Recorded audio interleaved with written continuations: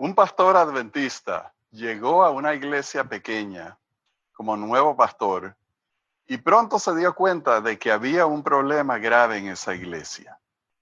La iglesia no estaba muy activa, la iglesia no estaba muy viva, la iglesia no estaba muy unida. Y el pastor se dio cuenta de que esa iglesia solo se reunía los sábados de mañana y no se reunían los miércoles en la noche, no se reunían los viernes en la noche, no se reunían los sábados de tarde ni tampoco el domingo. Solamente el sábado de mañana y ya no se volvían a ver durante la semana. Pero en una ocasión el pastor se dio cuenta que no habiendo alfombra en la iglesia, tal vez se podían interesar en eso y les preguntó si querían poner alfombra en la iglesia. Y entonces la congregación aceptó el reto de reunir fondos y hacer actividades para poder instalar la alfombra. Y algo sorprendente sucedió y es que la iglesia cobró vida. La iglesia se activó. Los hermanos se unieron, comenzaron a hacer mejoras en la iglesia, comenzaron a hacer reuniones para recaudar fondos, comenzaron a hacer diferentes actividades que antes el pastor no había visto que estaban haciendo. Y luego de que instalaron la iglesia, empezaron a reunirse los miércoles en la noche, empezaron a reunirse otros días, porque ahora tenían un nuevo espíritu y tenían más unidad. En el tema de hoy vamos a estudiar cómo la iglesia puede estar más unida para servir al Señor. No se retiren, que ya regresamos.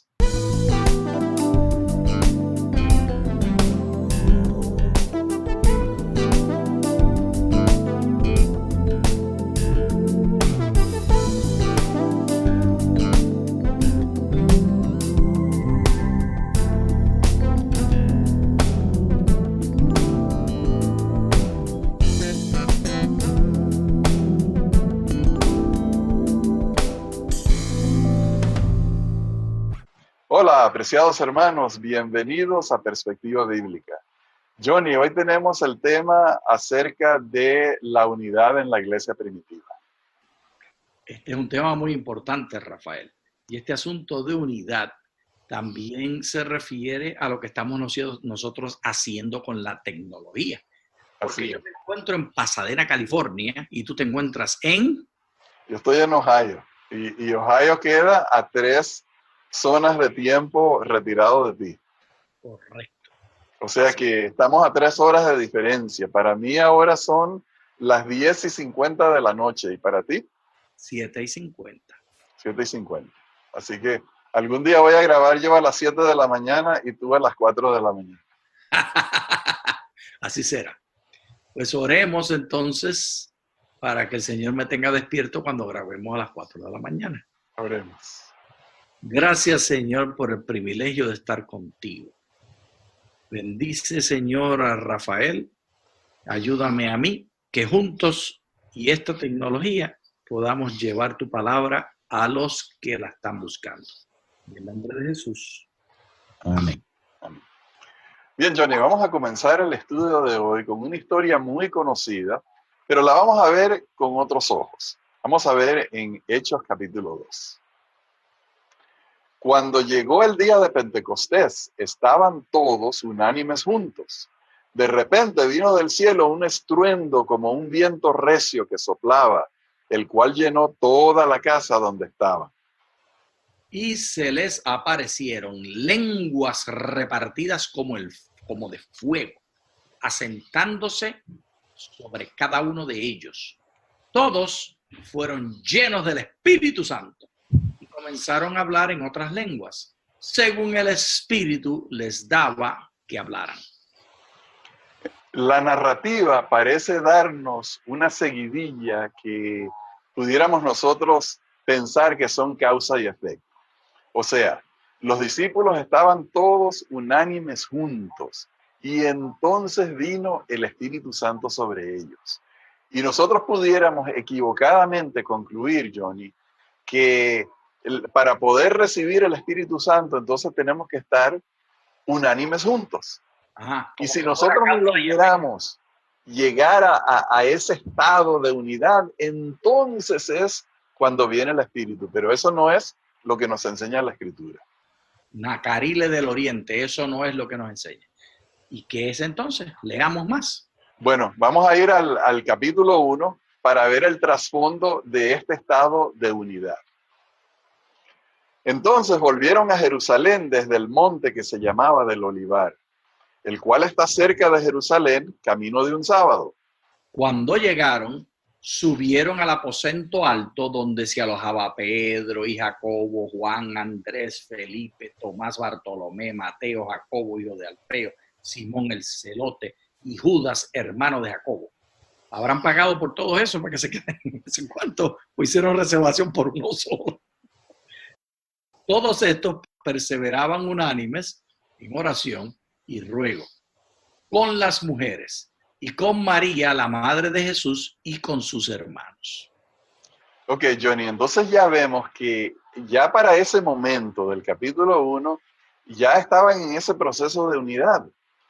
Y lo interesante es ver que lo que había sucedido inmediatamente antes de esto y luego de la resurrección de Jesús es que el Señor se les apareció y estuvo con ellos 40 días. Y podemos imaginarnos toda la enseñanza que le dio, todo el apoyo que les dio, el asegurarles de su amor y de su perdón por todo lo que había sucedido. Ojalá hubiera sido grabado y lo pudiéramos ver nosotros. Sí, sería maravilloso. Pero entonces, Johnny, hay una cosa significativa que escapa de nuestro entendimiento si no leemos con cuidado. Y es el hecho de que Cristo los dejó solos por un tiempo antes de que llegara el día de Pentecostés, cuando venía el Espíritu Santo.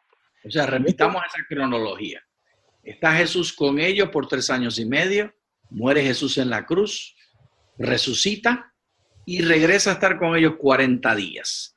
Entonces le da órdenes que se vayan a Jerusalén a esperar que venga el Espíritu Santo de manera particular sobre ellos, y ellos están X cantidad de tiempo solos. Están unos 10 días solos, vamos a decir, y esos eran momentos intensos porque sabemos que se dedicaron a la oración, sabemos que estaban todos los discípulos y estaban otros, la mamá de Jesús, los hermanos de Jesús, etcétera. Pero esos eran tiempos, Johnny, nos podemos imaginar fácilmente donde Pedro habló acerca de su gran caída, porque todos lo habían oído decir esa promesa a Cristo de que nunca lo abandonaría y que daría su vida por él, y todos sabían que él había huido y había negado a Jesús.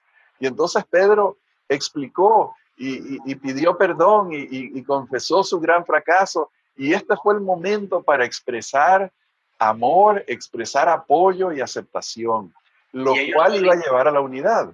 Ellos solitos, sin la presencia de Jesús, porque muy bien podemos imaginar que Jesús, en el proceso que estuvo con ellos, cuando le pregunta, Pedro, apacienta mis ovejas, Pedro, apacienta mis corderos, Pedro, apacienta mis rebaños. Todo ese proceso ya se trataron estos temas probablemente, pero ahora es que ellos van a hacerlo solos. Sí. Y ahí es que está la prueba grande. Sí. Y no solamente Pedro, también aquellos que estaban disputándose el primer lugar y querían dársela de que eran los jefes. Ellos también tenían que reconocer que ahora ellos no estaban buscando el primer lugar porque el primer lugar le pertenecía a Cristo y que ellos ahora eran iguales. Y obviamente que los demás discípulos iban a recibir esas palabras con alegría, y eso es lo que produjo la unión. Esa conversación entre ellos, reconocer sus faltas, confesar sus errores y entonces darse apoyo y darse perdón. Pero ni siquiera eso fue lo que produjo la unidad, sino que viene desde un poquito antes. Y para ello vamos a ir... Por obra del Espíritu Santo que veremos ahora. Correcto. Y para eso vamos a ir al capítulo 20 del libro de San Juan. Cuando llegó la noche de aquel mismo día, el primero de la semana, estando las puertas cerradas en el lugar donde los discípulos estaban reunidos por miedo de los judíos, llegó Jesús y puesto en medio de ellos les dijo, paz a vosotros. Dicho esto, les mostró las manos y el costado. Y los discípulos se regocijaron viendo al Señor. Entonces Jesús les dijo otra vez, pasa a vosotros, como me envió el Padre, así también yo os envío. Y al decir esto, sopló y les dijo, recibid el Espíritu Santo. A quienes perdonéis los pecados, les serán perdonados, y a quienes se los retengáis, les serán retenidos. Y aquí, Rafael, está la clave de qué clase de hermenéutica usamos para estudiar la Biblia. Porque aquellos que les gustan los sistemas teológicos y el compendio de doctrinas todas preciosas una detrás de la otra, no leen el texto como está escrito, sino que lo reinterpretan para acomodar su teología. Porque aquí nos dice cuál es la manifestación de que hayan recibido el Espíritu Santo. La manifestación número 1 y la motivación número 1 es el acceso a la salvación. Esa seguridad de salvación, que es de tal modo que los mismos apóstoles son encomendados a comunicar esa seguridad de salvación a otros. En la palabra que ellos emiten por causa de la obra del Espíritu Santo, la fórmula llega a ser: tú escuchas la palabra y se sella en ti la salvación al recibir el Espíritu Santo. Y esta es la primera vez que esto se manifiesta, cuando Jesús les sopló. De ahí en adelante, así es que aceptan los discípulos a los gentiles, y eso es lo que le preguntan a cada uno que ha recibido la obra de Dios. Inclusive, Rafael, hay unos hermanos que no habían recibido el Espíritu Santo, ni siquiera lo habían oído y fueron bautizados de nuevo. Así que esta fórmula es, como hemos estudiado, recibir el Espíritu Santo al creer en Jesús y luego, como los discípulos, recibir el Espíritu Santo para recibir talentos y dones. Por ejemplo, el don de lenguas. Y todo en el marco de la salvación completa y la seguridad que hemos recibido al aceptar a Jesús y recibir el Espíritu Santo. Ahora, Johnny, entonces, aquí este pasaje lo que nos dice es, cuando Cristo se reúne con estos discípulos, estaban llenos de miedo. Eran discípulos que estaban atribulados, habían perdido la fe, estaban desanimados porque habían visto a Cristo morir. Y entonces Cristo les da el Espíritu Santo para infundirles aliento y darles entendimiento y abrir sus mentes para que comprendieran las Escrituras. Entonces el Espíritu Santo no viene como premio de que nosotros hemos llegado a la unidad, sino que viene precisamente para lograr la unidad, para ayudarnos a ser humildes, para ayudarnos a hacer sacrificios en favor de otros, para ayudarnos a ser mansos, para ayudarnos a ser pacientes. Ellos estaban unánimes juntos porque ya habían recibido el Espíritu Santo y luego vino de nuevo el Espíritu Santo, pero ahora para la función de predicar el Evangelio en el día. Dones y talentos. Correcto. Para ese don particular de hablar en lenguas, el don de ganar almas en ese día de Pentecostés. Pero entonces la historia continúa hablando de la manifestación de la unidad en la iglesia. Y vamos a ver ese pasaje en el libro de Hechos. Así que los que recibieron su palabra fueron bautizados y se añadieron aquel día como 3,000 personas y perseveraban en la doctrina de los apóstoles y en la comunión unos con otros, en el partimiento del pan y en las oraciones. Sobrevino temor a toda persona y muchas maravillas y señales eran hechas por los apóstoles. Todos los que habían creído estaban juntos y tenían en común todas las cosas. Vendían sus propiedades y sus bienes y los repartían a todos según la necesidad de cada uno. Perseveraban unánimes cada día en el templo y partiendo el pan en las casas, comían juntos con alegría y sencillez de corazón. Esta es una narrativa que, viéndolo desde el punto de vista de la unidad, nos da a nosotros pistas de cómo, del liderazgo de los apóstoles, porque obviamente nosotros sabemos que los dones del Espíritu Santo vienen con el propósito de la edificación de la iglesia. Esta iglesia estaba comenzando a ser edificada y varias de las técnicas que ellos utilizaron son técnicas que nosotros debemos de también poner en práctica. Por ejemplo, número uno, bueno, Dios añadía a la iglesia a los que iban haciendo salvos. Siempre es la misión del Espíritu Santo. O sea que el libro de Hechos debería llamarse no Hechos de los Apóstoles, Hechos del Espíritu Santo. Sí. Entonces, el Espíritu Santo reúne a las personas en la iglesia. Ese es obviamente un secreto de la unidad. Nunca nos llama Dios a la fe en el Evangelio para nosotros ser cristianos independientes. Hay que estar en la comunidad de la iglesia, la familia de Dios. Otra pista que se nos da es que atendían las necesidades de las personas en la iglesia. O sea, en las palabras de repartían a cada uno conforme a su necesidad. Y también dice Johnny que partían el pan en las casas. O sea que eran reuniones no solamente de carácter religioso, sino también de carácter social. Comer, compartir, vivir en esa comunidad. Hay otro elemento importante, Rafael, que hemos de entender en la historia de la iglesia cristiana. Estas personas no son cristianos, ellos son judíos cristianos. Okay. Ellos están adorando en el templo. En las casas se reúnen a hacer la ceremonia que Jesús les presentó, porque en el templo no aceptan ni tienen espacio. Pero ellos siguen siendo judíos. Esto es importante. Sí. Porque nos hace entender que el proceso que usa Dios en el cristianismo no es instantáneo, ni es por orden divino que ocurren las cosas como salvación y movimiento.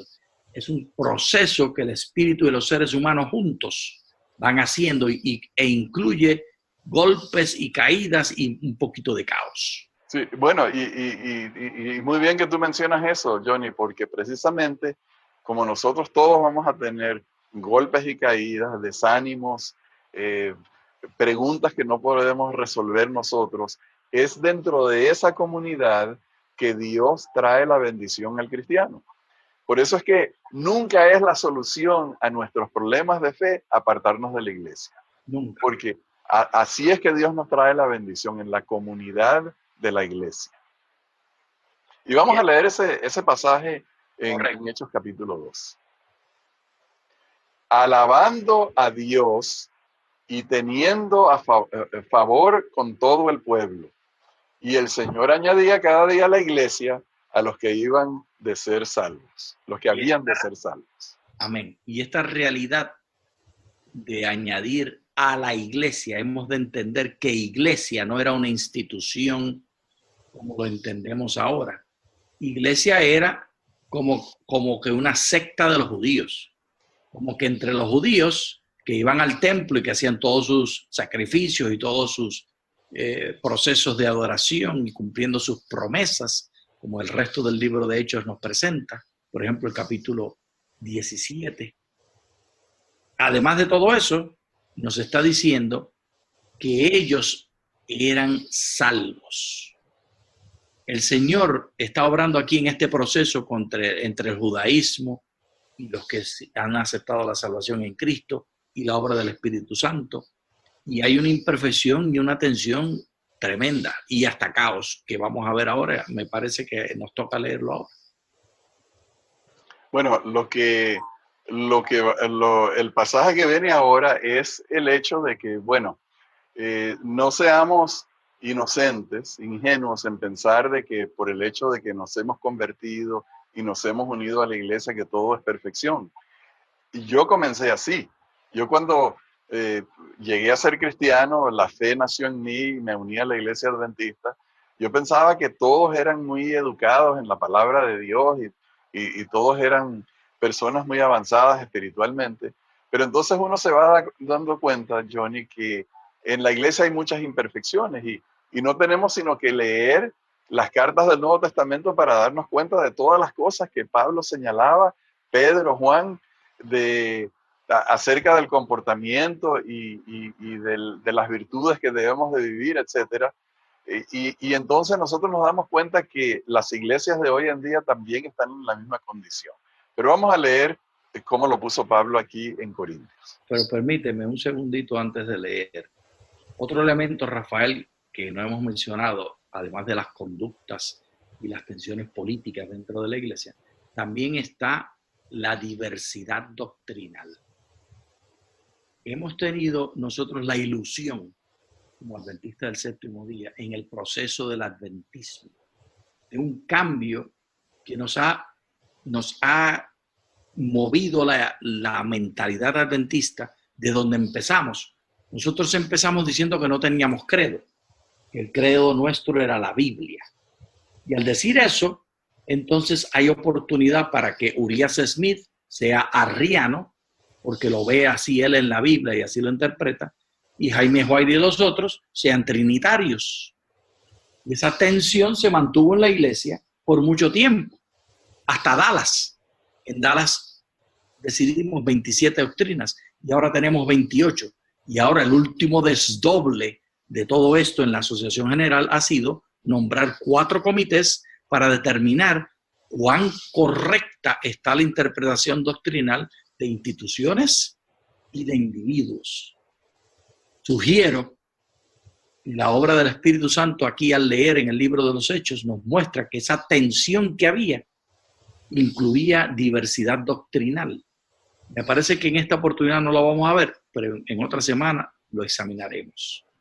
Bueno, y Johnny, yo pienso que es necesario entender que entre todos nosotros hay diversidad de entendimientos en cuanto a muchas cuestiones de la Biblia, la naturaleza de Cristo, la forma en que somos salvos, el arrepentimiento, la forma de practicar los mandamientos, de guardar los mandamientos, la autoridad del Estado en cuanto a la pena de muerte, etc. Hay muchas maneras de entenderlo y variaciones, y por lo tanto tenemos que ejercer cierto grado de tolerancia, de paciencia, porque todo es un proceso de aprendizaje, de perfección, y que reconocer que realmente hoy en día ninguno de nosotros conoce la verdad como la vamos a conocer en el futuro.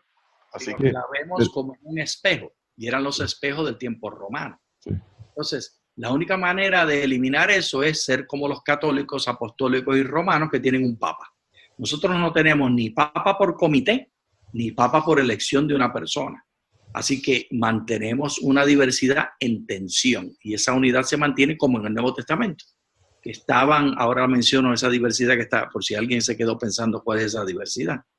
Pues estaban los gentiles que adoraban de una manera y no iban al templo ni se circuncidaban, y estaban los judíos que seguían todos los ritos, y Pablo era de los judíos y le predicaba a los gentiles, así que él viajaba de un mundo al otro, y eso es lo que él dice, que con los romanos me hago romano y con los judíos me hago judío para salvar al que se pueda.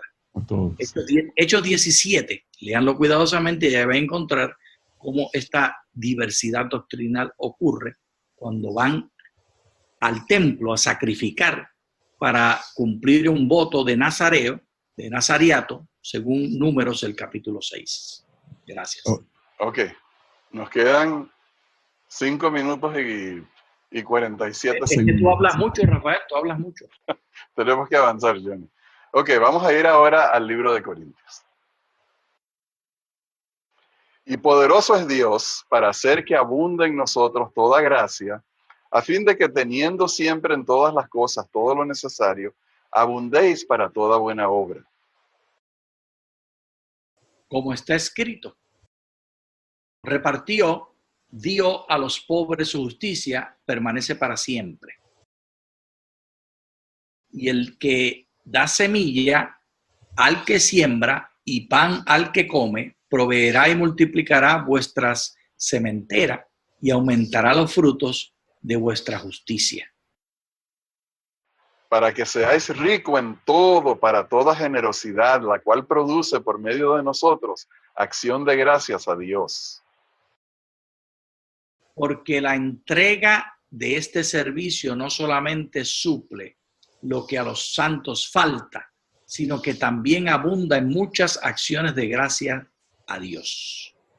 Ellos, por la experiencia de este servicio, glorifican a Dios por la obediencia que profesáis al Evangelio de Cristo y por la generosidad de vuestra contribución para ellos y para todos. De igual modo, en su oración a favor de vosotros, os ama a causa de la sobreabundante gracia de Dios en vosotros. Gracias a Dios por su don inefable. Johnny, aquí está otra forma como se produce la unidad en la iglesia, y eso es atendiendo la necesidad de los que están en necesidad. Pablo tenía un gran corazón. Él amaba mucho al pueblo judío, y a pesar de que él se había ido a predicar el mensaje a los gentiles, nunca se olvidó de la iglesia en Jerusalén, nunca se olvidó de la pobreza que ellos estaban sufriendo. Y por lo tanto, al leer la carta de Corintios y en otros lugares, encontramos esos llamados del corazón de Pablo hacia los creyentes gentiles que ayudaran a los hermanos de Jerusalén. Eso produce la unidad en la iglesia cuando nos enfocamos a atender las necesidades de las personas. Amén, amén. Pero entonces, Johnny, no todo es perfección porque... No, aquí vamos a ver el ejemplo ahora. Bueno, no todo es perfección porque encontramos la parte donde hubo murmuración de los griegos, porque ellos decían que las viudas de los griegos no eran atendidas bien en la repartición de la comida, sino que se le daba preferencia a las viudas de los hebreos. Y entonces, Johnny, el relato nos dice a nosotros que cuando los apóstoles escucharon esa crítica, no se pusieron defensivos, no negaron. No les dijeron, váyanse a orar, sino que aceptaron su responsabilidad y tuvieron una propuesta de resolver el problema. Y la propuesta fue nombrar a griegos para que fueran diáconos. Y esa es una nueva posición que se inventaron para resolver el problema de tensión y división cultural y de cuidado étnico. Y esto hemos de aprenderlo nosotros en la Iglesia Adventista. Hemos también de reconocer esta diversidad.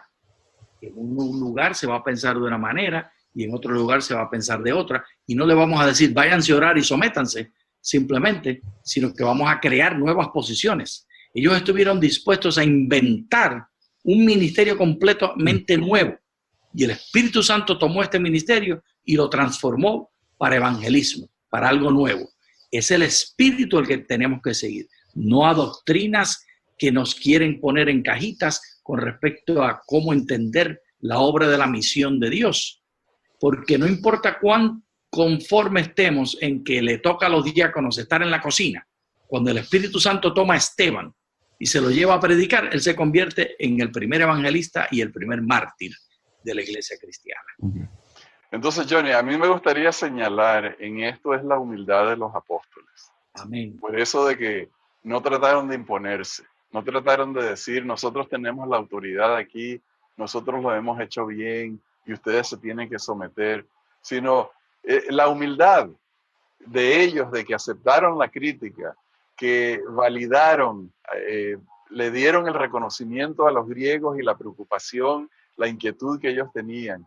Y entonces eso fue lo que permitió que se resolviera el problema, de que aceptaron y le dieron a ellos la importancia que ellos necesitaban tener, que se respetaran a sus madres que se habían convertido. Y entonces esa actitud logró la unidad. Los que estaban en control absoluto no impusieron su manera de administración, sino que se sometieron a los que estaban protestando. Muy bien. Bien, Johnny, nos quedan 7 segundos, así que le damos las gracias a todos los que nos han acompañado. Les deseamos grandes bendiciones de Dios. Muchas gracias.